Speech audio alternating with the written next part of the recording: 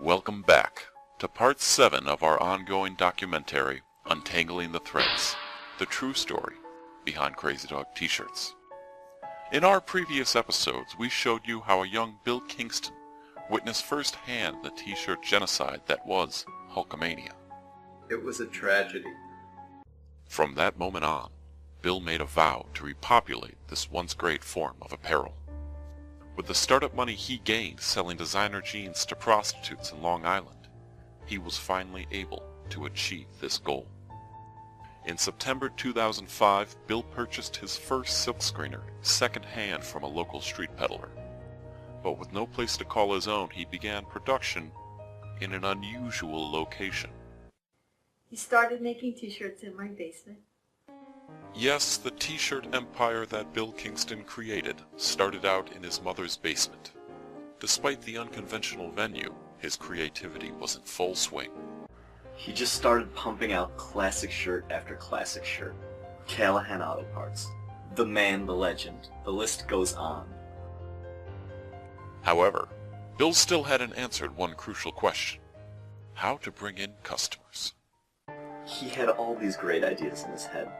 The problem was, where does he sell them? The customers had no idea he even existed. Then I said, Bill, what about the information superhighway? Yes, the internet. A proverbial Wild West in the digital era. It held untapped potential that few had yet recognized. But would the public ever want to buy things online? In those days, the internet was good for two things: porn and weird porn. The idea that someone could start selling shirts online was ridiculous. Despite the risk, Bill invested the last of his money into creating a website the likes of which had never been seen. However, his family wasn't quite as optimistic.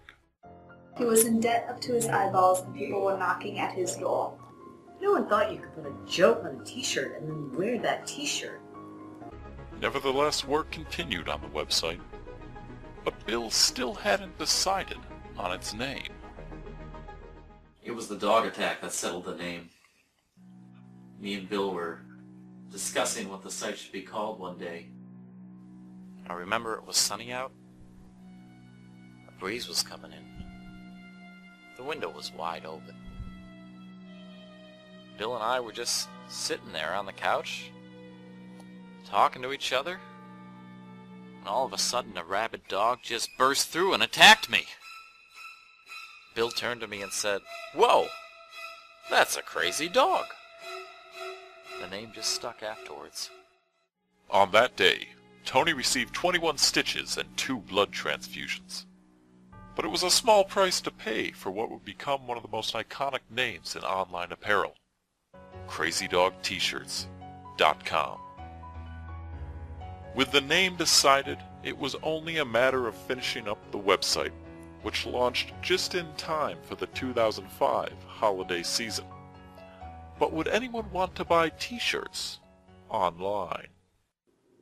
You have to remember, this was the early 2000s. People were wearing tube tops. Nip slips were happening all the time. It would become known as the nip slip outbreak of '05.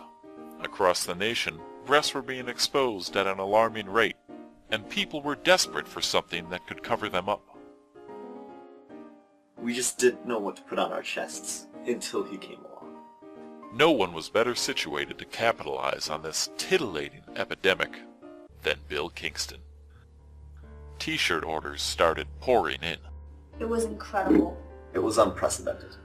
Worldwide demand for cotton tripled overnight. I couldn't believe it. They were selling shirts faster than they could make them. Sales were off the charts. One word: amazeballs. Amazeballs. Amazeballs. Amazeballs. Amazeballs? By the start of 2006, Crazydog T-shirts was in full swing. Orders were through the roof, and profits were sky high. Women, money, he had it all. He was even making headway into international markets. Y como los otros, los nombres grandes que todo el mundo sabe, pues es él. Es exactamente que Crazydog T-shirts. With this success, Bill was finally able to breathe a sigh of relief. His loans were repaid, his family didn't think he was a complete failure, and for the first time in his life, he had enough money to afford disease-free prostitutes. However, Bill had only overcome the first of many obstacles that Crazydog T-shirts would encounter.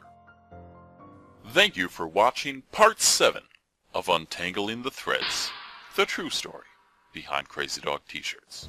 In our next episode, a fire destroys nearly everything, but Bill rises from the ashes to battle a litigious prick obsessed with the 80s. However, his success soon becomes too much to handle. With all the drugs and prostitutes, it's amazing he made any t-shirts at all.